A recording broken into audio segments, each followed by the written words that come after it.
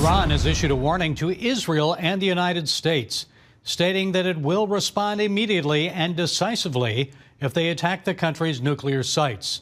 The Iranian foreign minister described such an action against his country as crazy, while President Trump maintains that Iran should not be allowed to possess nuclear weapons. He seems to prefer pursuing a negotiated settlement. Dr. Majid Sadeghpour, political director of the Organization of Iranian American Communities, joins us with more. Dr. Sadeghpour, how do you and many Iranian Americans think President Trump should respond to Iran's warning? From our perspective, obviously what we see in the streets of Iran is that the regime has a problem. The Iranian people want to overthrow this regime and are engaging this regime in really day-to-day combat. In a way, that is seen in the number of executions in Iran, really exceeding over 1,000 last year. So that tells us that the people of Iran, and hence our community, wants the Iranian people to have the opportunity to overthrow this regime. Relative to what the U.S. policy towards Iran has been and what we want it to look like, is that so far the U.S. policy has been to help change the regime's behavior. What we contend, our community contends, and really mirrors what happens in the streets of Iran, is that the people of Iran long ago gave up on this regime. This regime has to be overthrown. But to do that, we need President Trump, we need the United States to side with the aspirations and the wishes of the people of Iran. And I might add also how the United States Congress has, through multiple resolutions, the latest H.Res. 1148, is to support the people of Iran and their organized resistance politically and morally so that they can overthrow this regime and address this perpetual threat that we see in the global arena. Well, President Trump has criticized the Biden administration for allowing billions of dollars to flow into Iran. Much of that money was used to fund Hamas, Hezbollah, the Houthis, other proxies, to spread terror to Israel and elsewhere in the Middle East. So we don't see that their behavior was altered positively. So should there be a return to harsh economic sanctions? And wouldn't that only hurt the Iranian people? Right. And a lot of that fund, a lot of the funds that they received over the past 4 years was not only used to prop up the proxies they had throughout the Middle East, but also really a significant portion of it was spent on persecuting and executing the Iranian people. It is only that through those executions and tortures and killings is that this regime is surviving. So we support, as the people of Iran certainly do, the return to maximum pressure policy. But that maximum pressure will not yield results. Remember the goal of the people of Iran, and we believe the goal of American policy should be to help the Iranian people achieve a democratic regime change. And to that end, that maximum pressure policy has to be supplemented with political support for the organized Iranian opposition.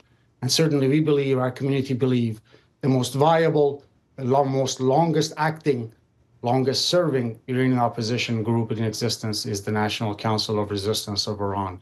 Well, and the people are suffering beyond the arrests and the killings. Inflation is at about 50% in Iran. The unemployment rate is high, especially for young people, hovering at 20%. It seems the country's leaders and people would be more than anxious to strike a deal with Trump. So your thoughts on that, striking a deal?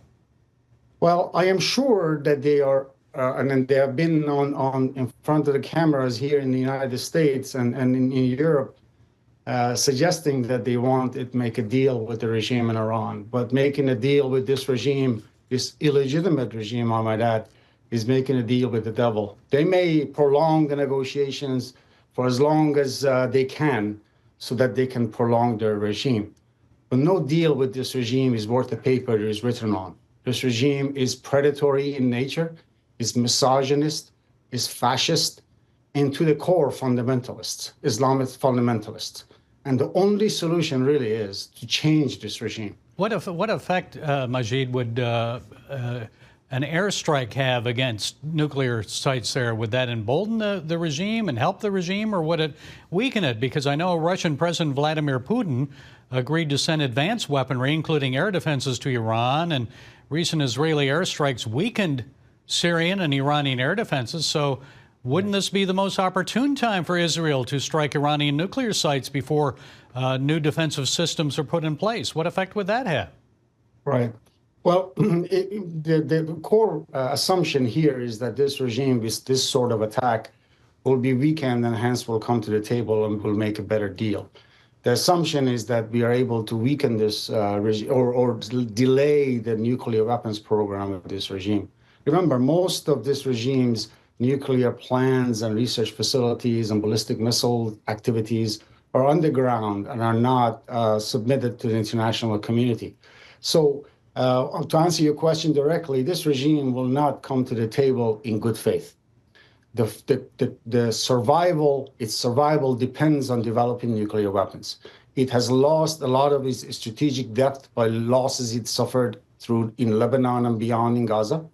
And so it is increasingly relying in prolonging negotiation or asking for negotiations abroad, and certainly by killing and increasing the killings of the people of Iran. To the contrary, I think this regime is really weak inside Iran. And it is that the international community should put their finger on. This regime will not fall or submit to the international community by bombs from the sky. And certainly, those bombs from the sky will not address Iran's nuclear weapons program or its terrorism infrastructure. Okay, regime change is the word. Majid Sadeghpour of the Organization of Iranian American Communities, thank you for sharing your insights. We appreciate it. Thank you for having me.